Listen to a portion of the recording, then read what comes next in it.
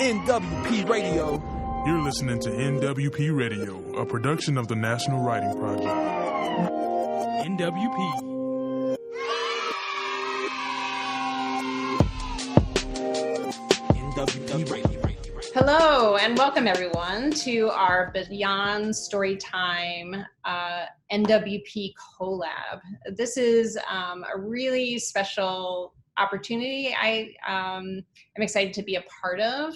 And we have been doing a series about how do we think beyond story time with a group with educators, authors, and illustrators. And we've been designing these collabs as opportunities to come together and talk about different aspects of the work that authors, illustrators, and educators can and do together, and to think about what the possibilities are today. I want to really welcome all our guests here to this conversation and thank you for making the time for it. This conversation started with the sort of prompting and inspiration of a couple members of our Writers Council, K-Fai Steele and Claudia Logan, really asked about how they could support and think with educators at the moment of sort of physical and social distancing started happening around COVID in the spring. And then we brought together a group of illustrators and authors and teachers to talk about what could be possible. And Sandra Hogue here was part of that discussion, and we started thinking about things that we might want to build out together as educators, authors, and illustrators. And so we developed this idea of what if we created this awesome author visit, you know, when everybody's on Zoom or however school looks in the future. How can we design for awesome author visits into the future? So Sandra, I want to invite you to kick us off here and sort of share some of your thinking and what makes you excited about this conversation.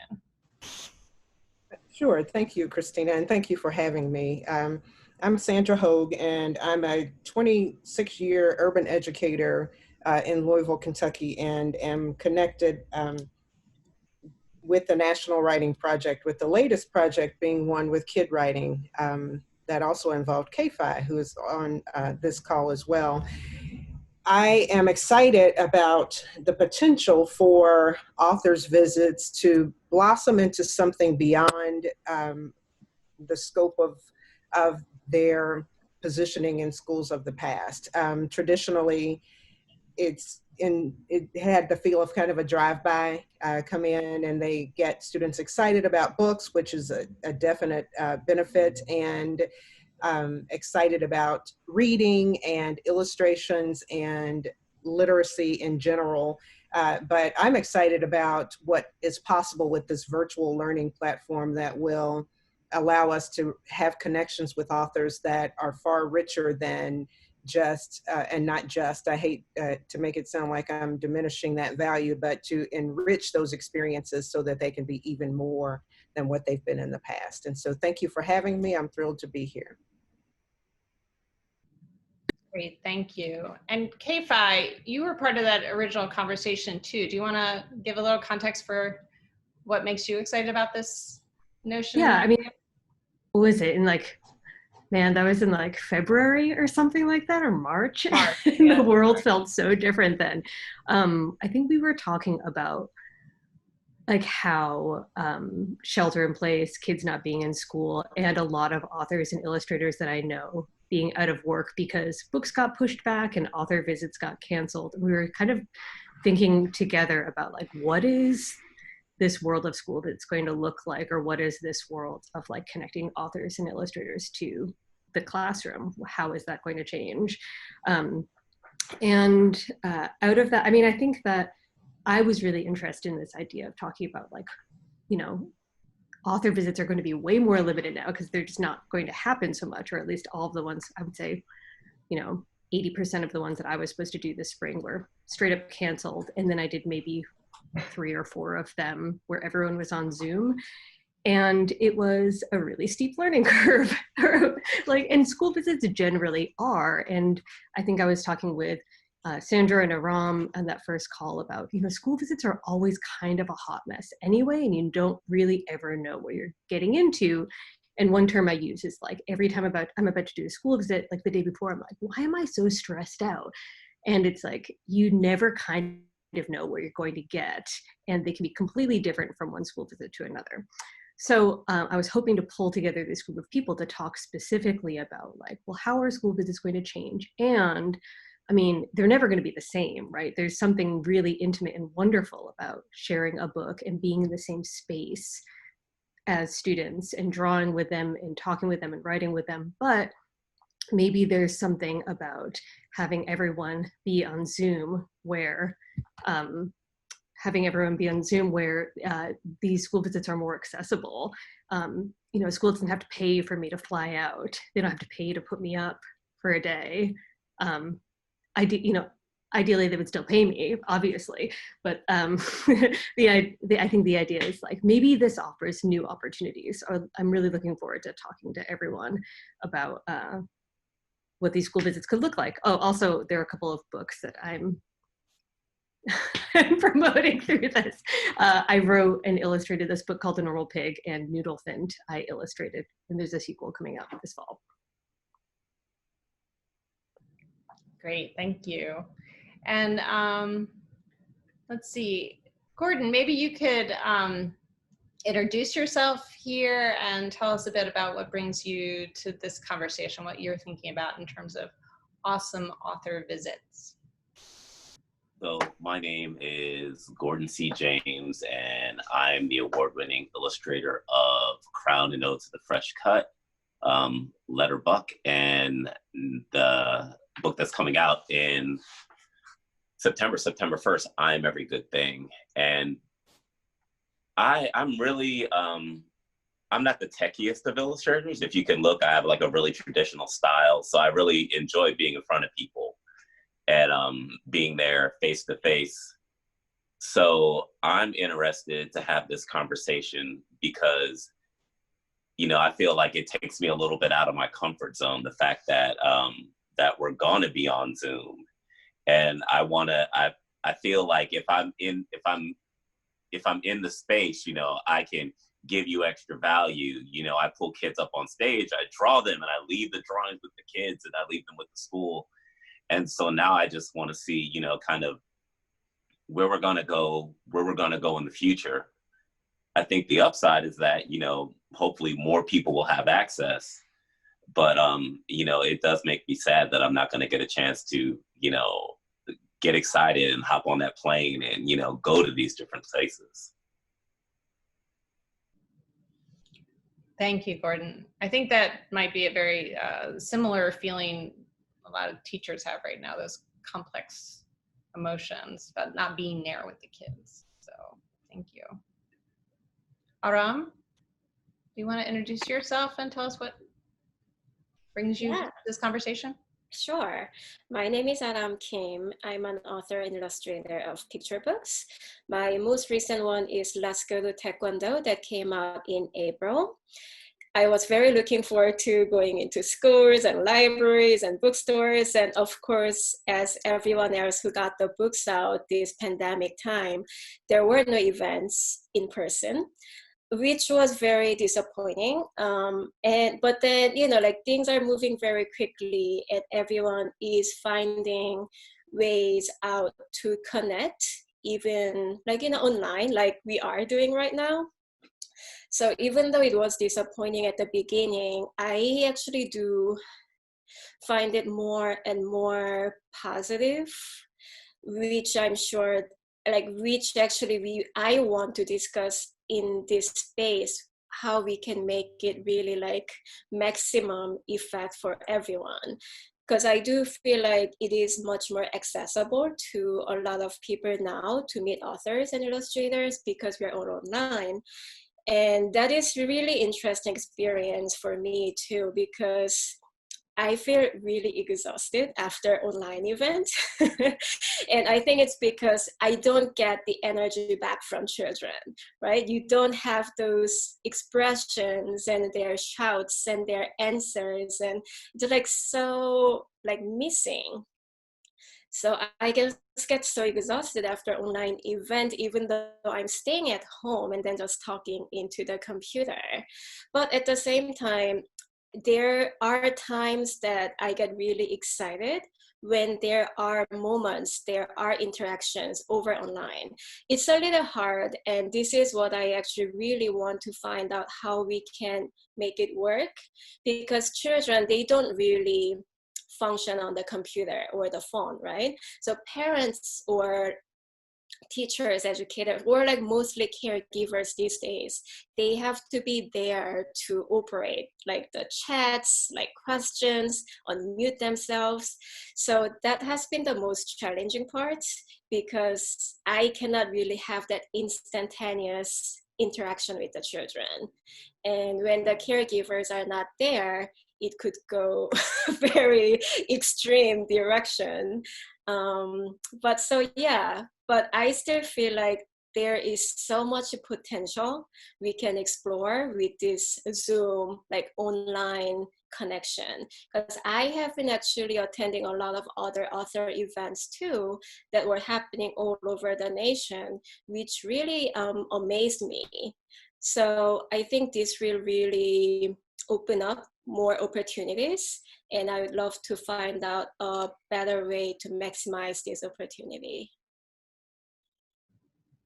Great, thank you.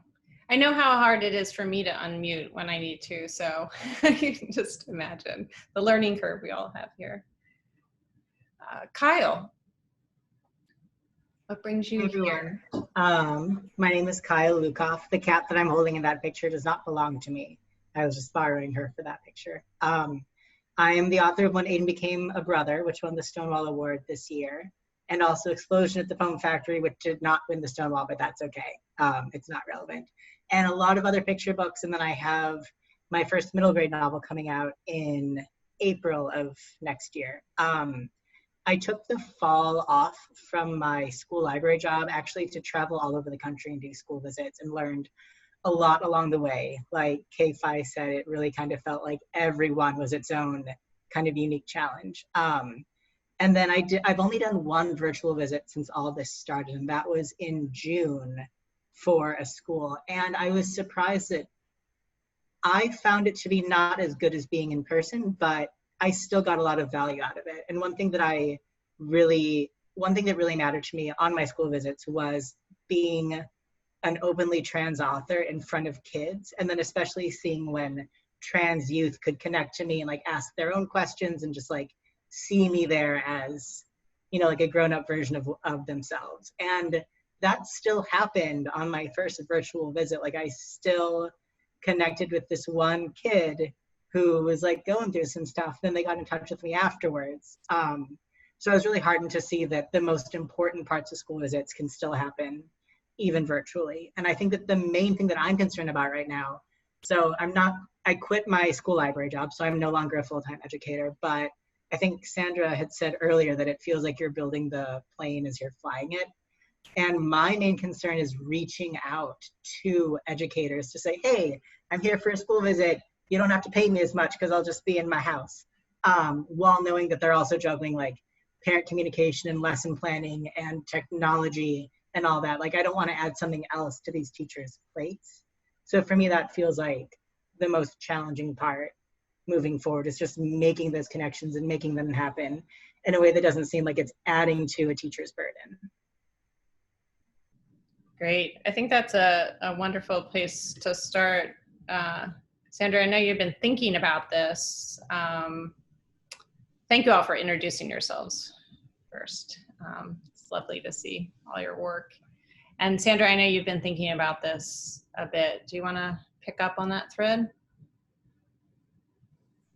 Had to remind myself to unmute there. Yes, I have been thinking about possibilities. Like I said, it's an exciting time when you think about this non-traditional learning platform, teaching and learning platform that we have been forced into, ready or not. It forces innovation, and it forces you to think differently about things and to let go of some things that you hold on to traditionally as the way things should be done. And so when I think about authors and illustrators and the value that they add to the education experience, I want to hold on to that, because I grow readers and writers through great texts like the ones that you guys create.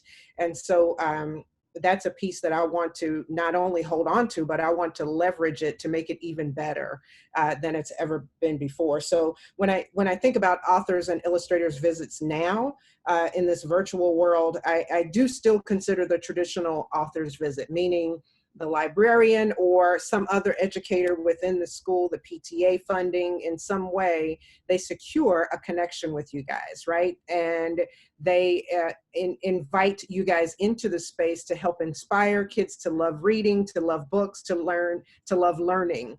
I've seen that magic happen, the way their eyes light up when you show your book and you're actually there and you're the person who created it, right? So as Gordon talked about, pulling a kid on stage and sketching that kiddo and then leaving that drawing with them. I mean, oh my goodness, the kids, that energy is just something that I cherish, right? And unfortunately, it isn't as tangible right now, but there's still room for that traditional connection where it's scheduled, and here's, you know, maybe Kyle has sent out a few copies of his book in advance and they've been signed, and the kids know either in that moment or coming when we get back to brick and mortar, they're going to have autographed copies from him, you know, that kind of thing. But what that does for kids, once again, is it inspires and encourages them to learn books and reading and learning and artistry and drawing. And so I think there's still a place for that, but this is where my brain is being forced to think about how to take it further. What more can we do? And so another even richer layer to that I can imagine is a collaboration between the educators within the building and the authors and illustrators, where the focus is on writing craft. There's such artistry, and it may be, and you guys can maybe answer this for me as published authors and illustrators, there may be these subtle things that you do organically that you haven't really unlayered or unpacked to understand how you craft. But those are exactly the pieces I want kids to learn. Those are the pieces I want teachers leaning into so that they can help kids then develop those skills. And so in a writing craft or a genre specific connection, what I see is a collaboration between the educator and the author illustrator out front.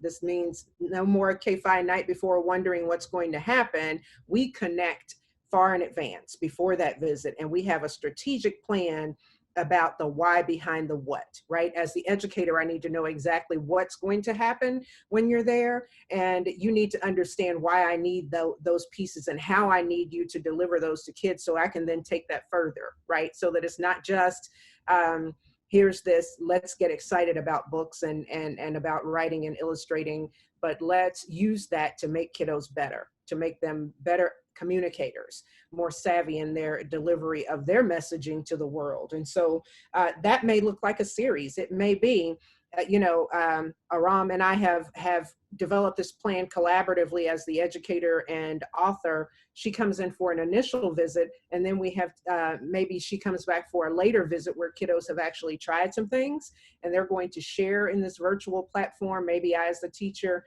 have placed each of their submissions in a slide deck. And then K-Fai has had a chance to look at them in advance, but then she pops in again to give kids feedback on this work.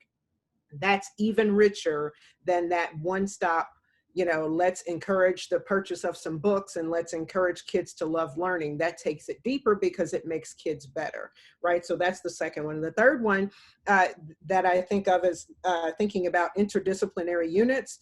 That's a big deal. I know in our district right now, which is over 100,000 kiddos. We're around, I think, 26th, 25th in the nation as far as size. And so our big push now is to not think of, especially in elementary, education in silos, meaning here's math time, here's social studies time, here's science time, here's reading time, but instead to think about interdisciplinary units that are based on a compelling question. And one that I placed in the slide deck is one that I played with educators throughout the year last year, which was, how does where I live impact how I live? And so if I'm exploring this compelling question, that allows me as the teacher, first of all, to leverage these standards that I know the kiddos have to learn, but it also taps into the interest and the voice of kiddos in a way that encourages them to lean into stuff that they don't organically care about. They don't care about my standards, but if I have the right compelling question, then they're more likely to lean into that, and I can get them to apply those standards in ways that they care about, right? So where do I see an author coming in on that? Well, if we've explored this compelling question, at the end of that exploration in that mini unit, they need to share their work with the world. What does that look like? It involves writing. Writing, whether it's a book, whether it's an infographic, whether it's a PSA, whether it's, you know, a rap, a song, whatever.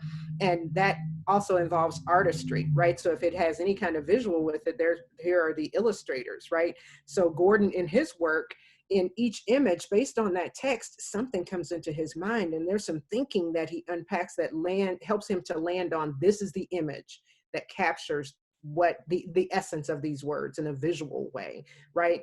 And that's a way that I can partner with authors and illustrators to have a strategic plan about helping my kiddos' voices to be heard.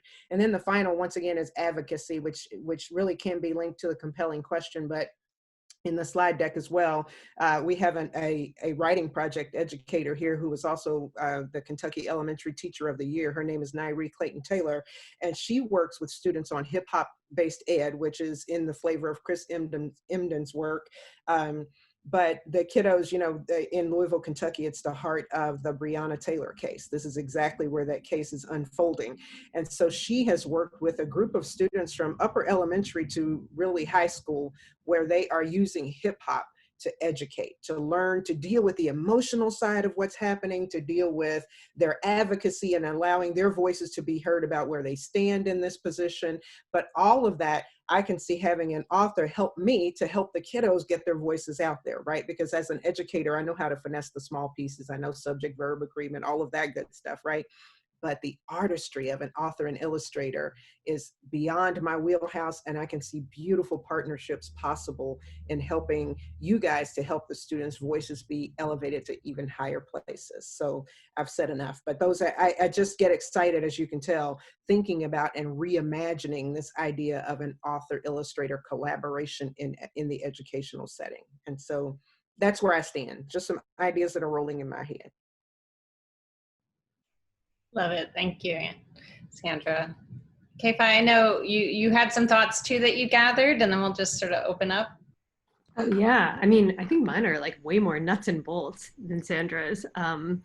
But I was thinking just like, okay, I mean, I love that idea, and I think it's perfect. And all of the best school visits I've done have always involved talking to either the school librarian or some of the educators in the space first, to be like, hey, I can talk about a lot of things when it comes to my book, and I have a spiel that I do, but is there something specific that students are learning right now that you think would be useful for me to touch on, like some topics, or like what kind of units are you doing now?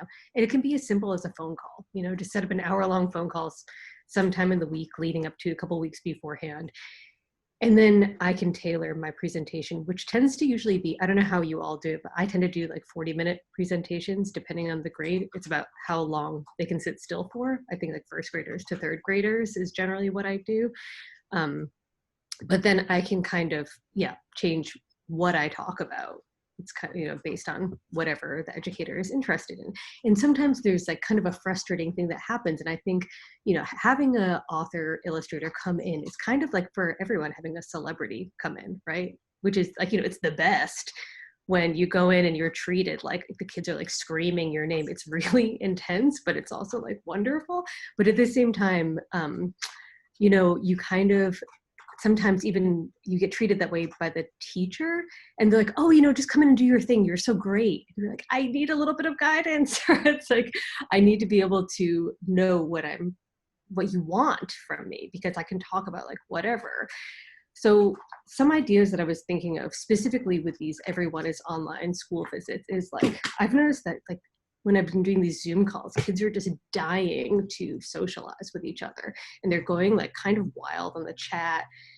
And I'm like, you know, something that Aram mentioned, when I'm doing these readings, these story times, sometimes it's on Zoom, sometimes it's on Google Meet. And if I'm holding up my book and trying to read it, you'll have kids being like, I can't see what you're reading. Or like, and I'm wondering if maybe these 40-minute school visits could just be opportunities for a conversation to happen with students, or for students to bring questions to me. And so usually it's like, 20-minute reading and a demo, and then 10 minutes or 15 minutes of discussion. What if the whole thing was a drawing demo or like some sort of demo plus discussion plus Q&A? So I would like do something like pre-record a story time, and students could watch that on their own time. But the idea is that they would come prepared with questions to ask or some sort of discussion. So the entire thing is just Q&A, or, the whole thing is like, we have more space for that opportunity. There are some other nuts and bolts things that a couple of people have mentioned. I think Aram, you mentioned this, is like, generally kids don't know, or I've seen a lot of them do, but like how to mute and unmute themselves. So someone needs to act as the tech moderator. And this goes the same for in-person visits too, right? Like I can't be talking and presenting and running the AV and, making sure that the mic is working. And, like the chat does need some sort of moderation. It's really helpful when someone is like, all right, let's like not emoji spam this thing, or like I'm gonna like mute everyone right now because kids are just like making noise. And one other thing I'd like to talk about too, that a couple of people have mentioned, is like, how much do you, because I know a lot of educators will be watching this, that they'll probably end up with thinking like, I would love to bring in all of these authors to do a school visit. How much do I pay them? And that is like a very mysterious and kind of like hidden art of school visits that no one talks about. So I'd love to like throw out some numbers maybe. But yeah, I wanted to open it up to like talking about like, well, what does this actually look like? And maybe based on some of your own experiences, what you think your dream would look like.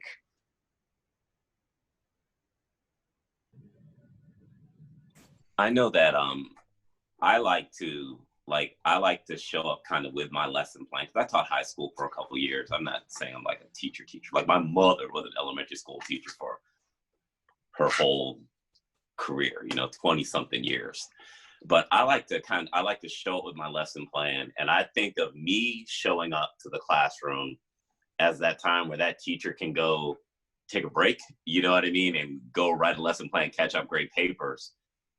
But the only time that I really feel like I need the teacher is at the very end when I'm drawing, because I answer questions while I'm drawing, but I can't turn around, call on the students, and draw all at the same time.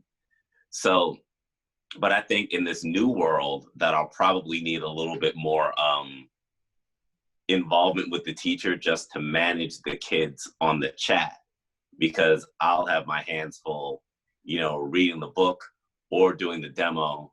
And a lot of times I'll need that person to be like, well, so-and-so just asked this and so-and-so just asked that, because I won't be able to follow the running chat on the, but I've done a couple virtual school visits, but this is kind of how it's worked with kind of conferences that I've had a chance to do since this. It's like I feel like we need that moderator to help us out.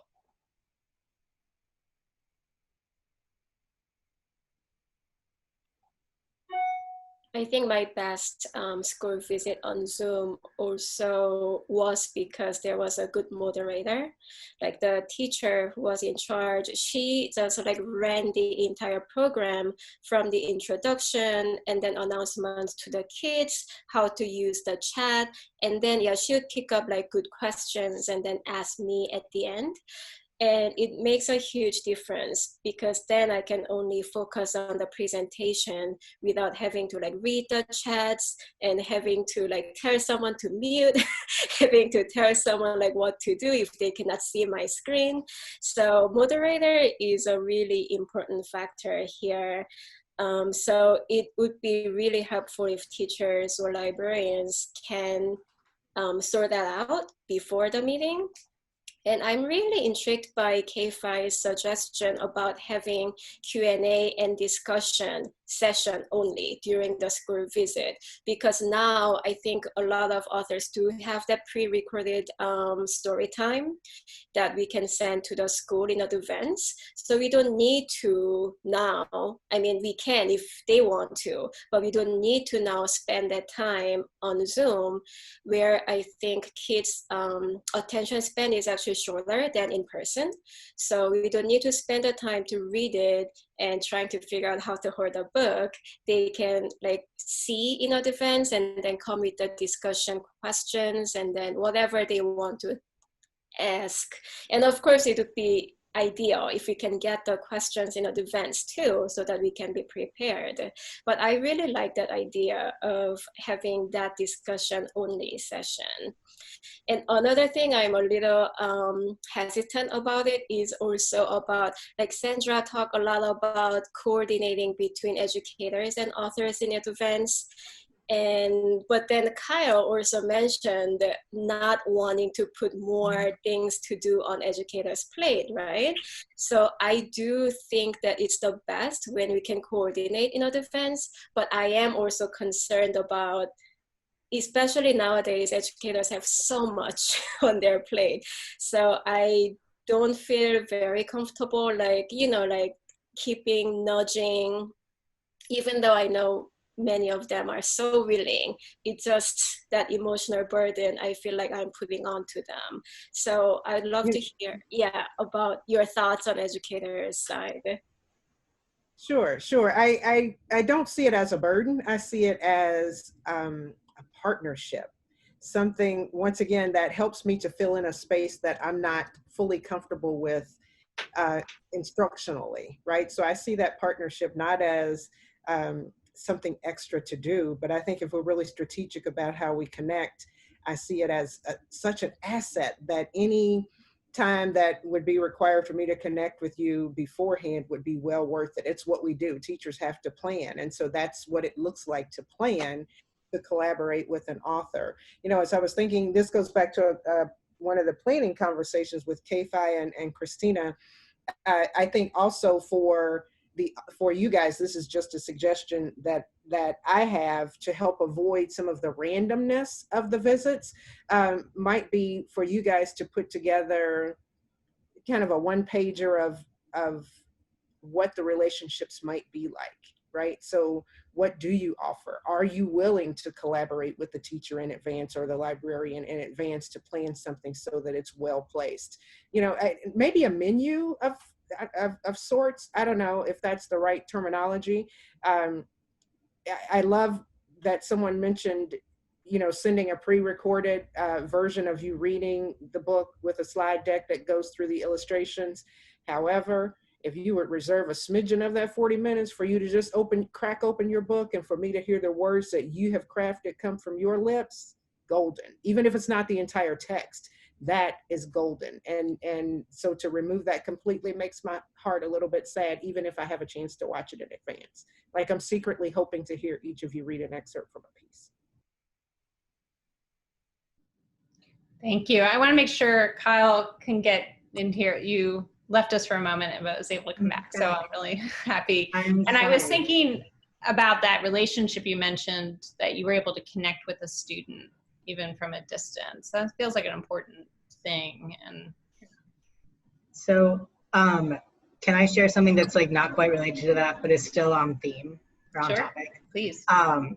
So I started doing purely virtual story times at the end of March because I was still a school librarian and I wanted to connect with my students. So I was the first teacher at my job to start offering daily live offerings for my kids.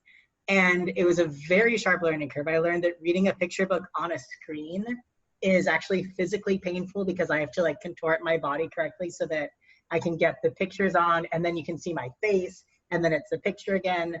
And after like a month or so, I mostly figured it out. And then I used a different platform where the images were reversed, and that just messed up my whole deal. But I found that a good way to sort of manage awkwardness in-person school visits also translates well to virtual visits. So like if I was at a school visit and something went wrong, I would say like, oh, I'm noticing that my microphone suddenly stopped working, or oh, I'm hearing that there's an announcement, so I'm gonna stop talking for a minute to like narrate what's happening, so the kids just aren't like aren't like left wondering like what's going on. And I realized that that exact same technique worked really well during virtual visits. So I might be like, oh, I can't quite see everyone's face all at the same time. I'm wondering if the teacher can help call on friends if they have questions, or I'll say like, oh, I'm noticing that I can't read your name, or I don't know whose face is there. And just like, instead of pretending like nothing's going wrong, saying clearly what isn't quite working and just kind of going past it. And that it can be like kind of scary to acknowledge that something isn't working. But, or like, I think one time my internet like went out in the middle of something, then I came back a few minutes later and I said, oh, my internet stopped working. I'm so glad that you're all still here with me, instead of like getting like flustered and apologizing and just naming what happened and moving past it. And I found that like the skills that you need for a successful school visit can still translate really well virtually, even if it's a little bit sad. Like, oh, I'm noticing I can't see that friend's face because it's just a blank screen or something, which would never happen in person because I can always see your face. As kind of a random thought, actually the thing I love about the virtual school visit is that I can share things that I usually don't share in person visit. Like I can like show like the pages of my sketchbook that usually is too small to show on the stage to children, but I can show the sketchbook. I can show like a little dummy book that I made, usually that I don't bring to school visits because kids cannot really see it far from. So that kind of like little things actually I really love about that I can share anything. I don't need to log like something big to the school, like it's just right here. So I think that is another good thing about virtual school visit that I found, yeah. One other thing that I think could be interesting, but I'm not really sure what the capability of Zoom is, or I haven't really cracked this yet, is using features that Zoom has like breakout rooms, though that might be a little wild, or the chat feature. I think I once saw like a whiteboard feature where everyone could draw together on the same screen, or a poll feature is another thing I've seen, just as with, or like adding emojis or something like that when students like something, but as a way to sort of keep them engaged. They're not just doing, I guess, what we're all kind of doing, which is like sitting and being like very obedient and like just taking things in. And another thing I heard, this was Tracy Sorrell mentioned this in a webinar with Leon Lowe, having a student introduce you, which I love that idea. Like someone just prepped to be able to say like, I've been given the responsibility or whatever of introducing this author. I'm going to read their bio. But I'm just thinking of ways that students can like have to do a little bit of prep work, because, you know, school visits are, I've done some school visits where the students have no idea who you are or have no idea, like, why are they? They just know someone special is there, which is nice, but having them be more acquainted with you and your work, I think it's like, it just brings them closer to where we want to be, right, in the conversations we want to have with students.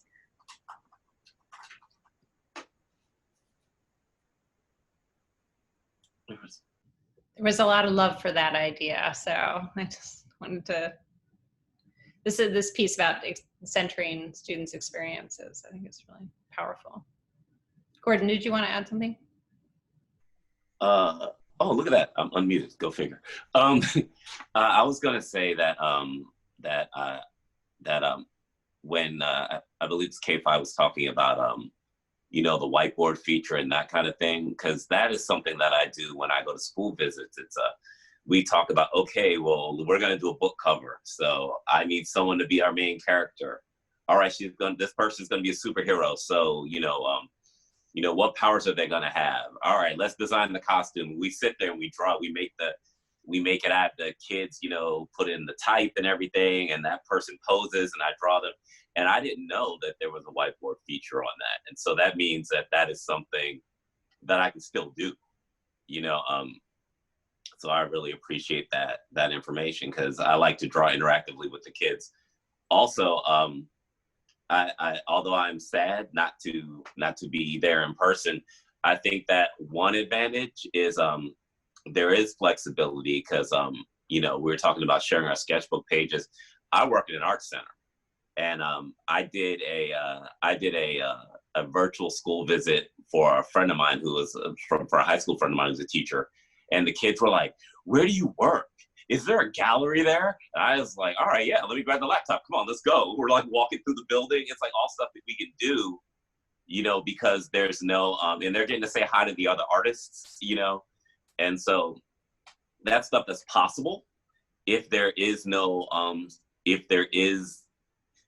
that stuff that's not possible if I'm there with them, is what I'm trying to say. And so that's kind of a big upside, that they can see where it is I work.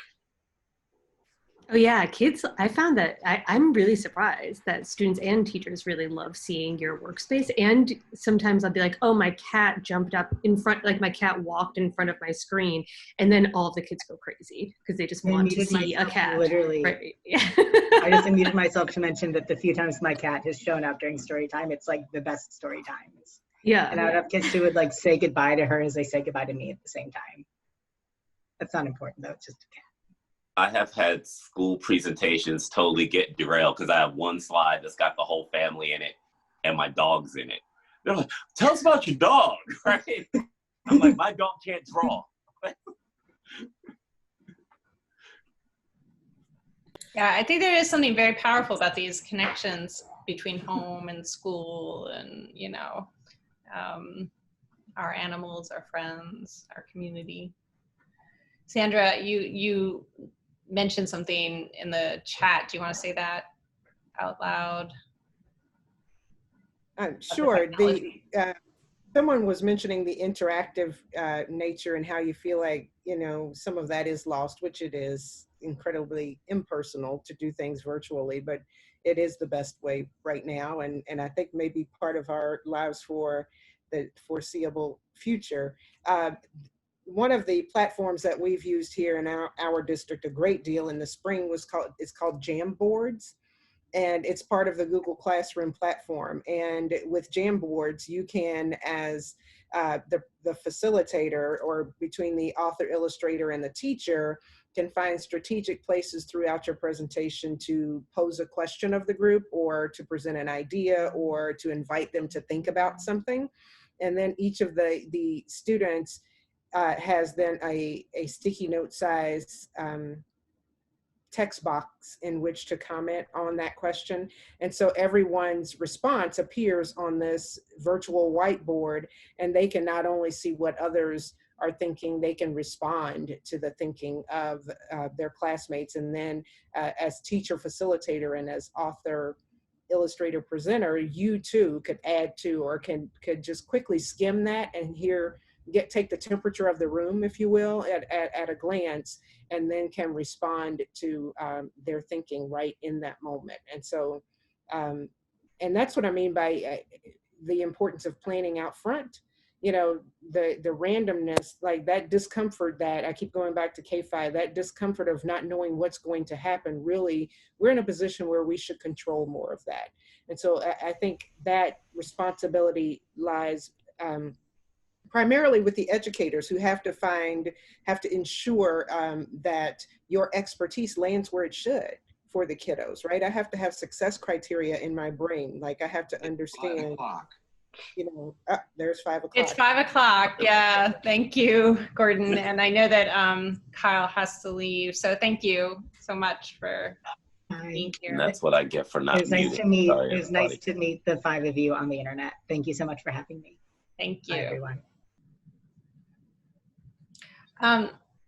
Maybe we should share we have some information about how teachers can reach the authors here. So let me share my slide again.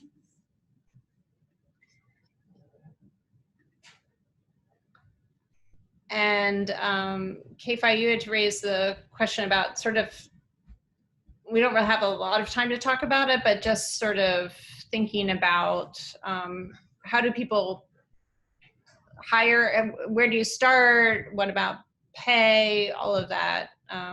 maybe we could talk I about don't know how it's worked for all of you before, but generally it'll be like some wonderful email I get from an educator that someone wants to invite me to do a school visit or wants to invite me to do a conference or something like that. And usually like a school visit will be folded into that conference.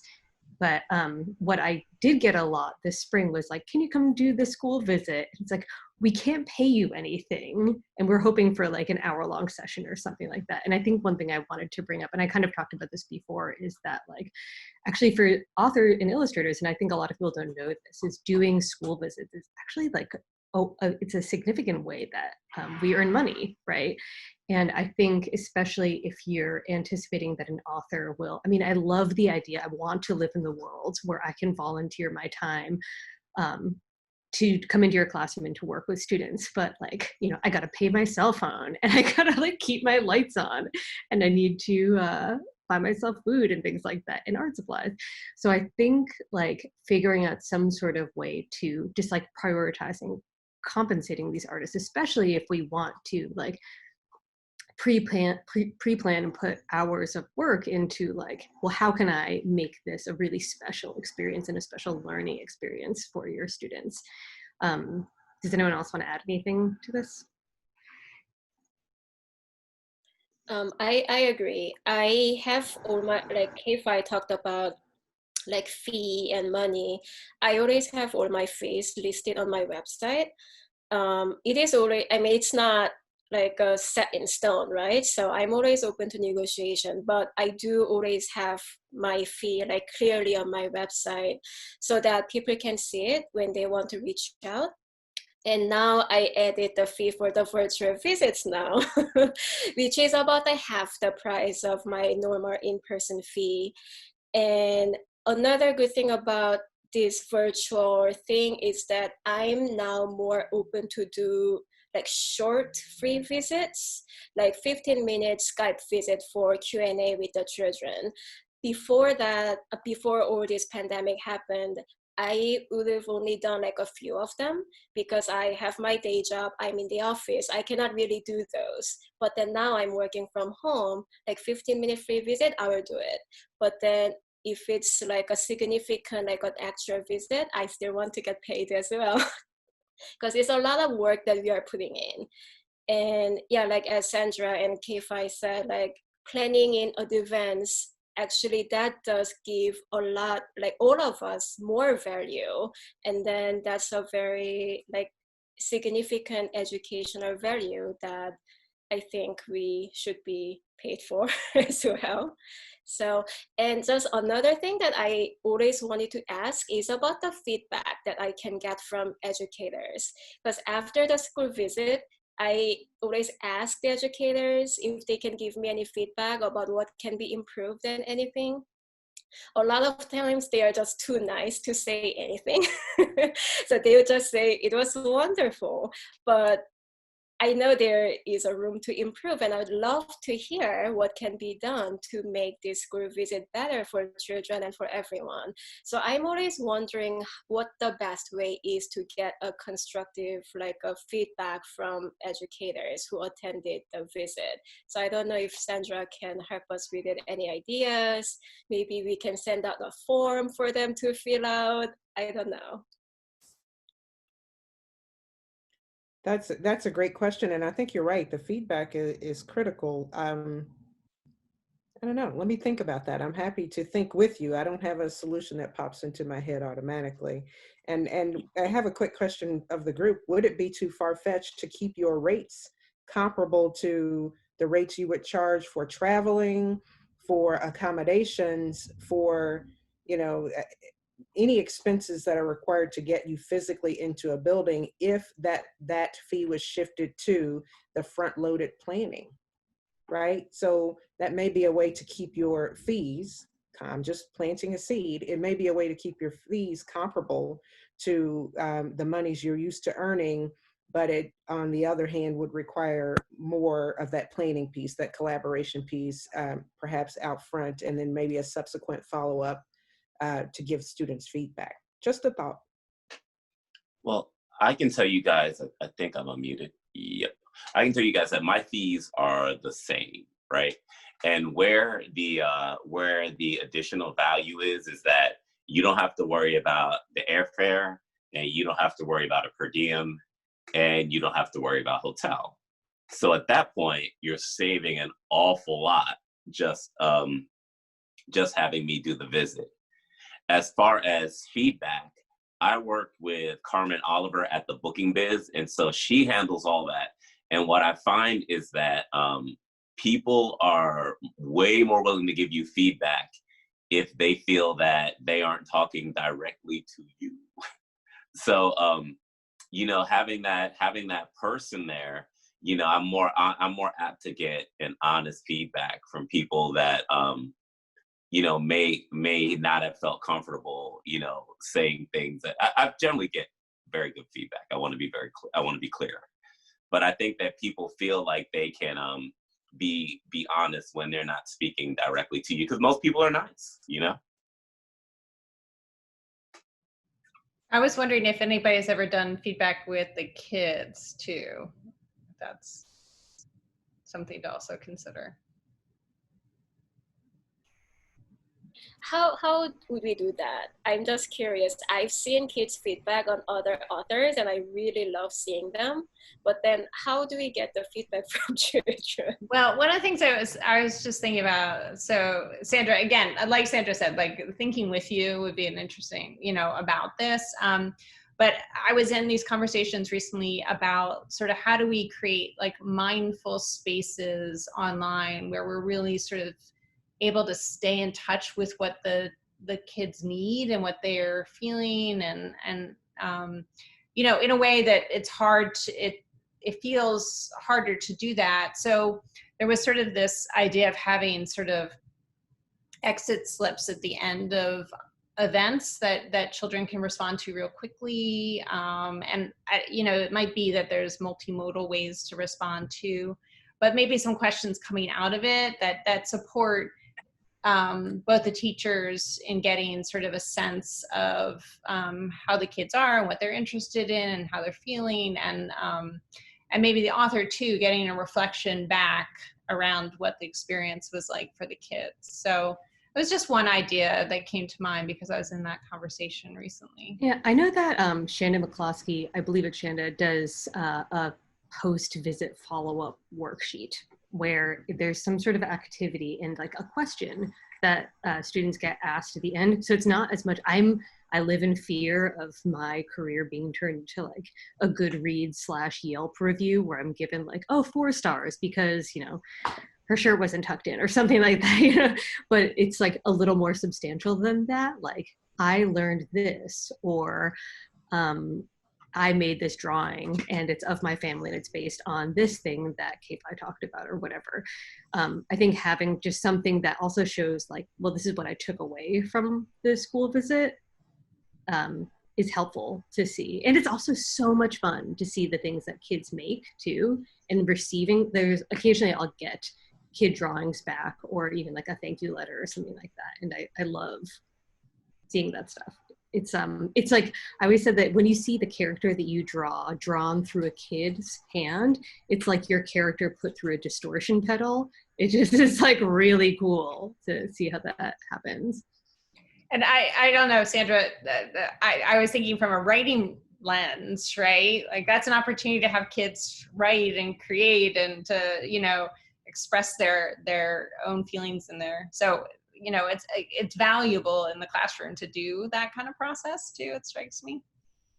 Yes, and you know, in this virtual world, I mean, we're reimagining what it's like to assess students' skills and their learning, right? And so providing feedback based on an author's visit, whether it's a note to the author illustrator or their efforts at capturing the character, those are all evidence. All of those things serve as evidence of engagement and student learning. And so that would also serve the teacher's needs, as well as give you guys some feedback that, I don't know, you may use on your website or, you know, that kind of thing to promote your work.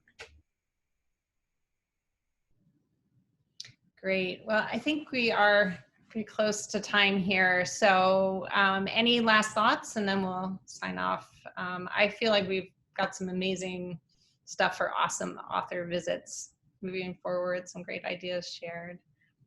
Other final thoughts? And I look forward to helping you guys to connect with some of our schools here in town to maybe try some things out. We can consider this action research, right? So looking at reimagining authors' visits. So lots of room for us to learn and grow together. So thank you for your ideas, your time, and your energy. And that's what I want to do too. I want to just thank everybody for participating. Thank you, K-Fai, for inviting me, because I feel like I learned a lot, and I'm really hopeful moving forward, coming out of this interaction. So I really appreciate you guys. Yeah, I think that oh, sorry, go ahead. No, go ahead, K-Fai. I was just saying that I feel the same. It's been so helpful to brainstorm together and see what other people have in their mind, and then how we can improve it. It's been really helpful. Yeah, I think that being in the business of making children's books can sometimes feel like really lonely, I guess, and really competitive, because even when you're at a book festival, you're trying to you're kind of an entrepreneur, and you're kind of trying to do you're trying to sell your books and get in front of people and promote your books.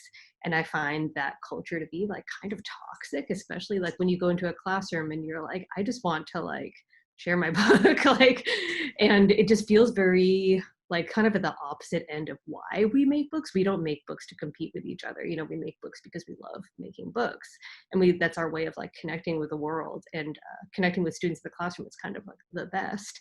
And so I think it's very rare that you get a bunch of book creators together to be well, how can we share ideas and get ideas from each other so that we can all, I don't know, have more satisfying things like school visits and things like that. So yeah, thank you so much for taking the time and being willing to take part in this. Yeah. great, thank you. Thank you for being part of this collab and really reimagining all of this together. And have a great evening, and looking forward to the work ahead. You're listening to NWP Radio, a production of the National Writing Project. NWP.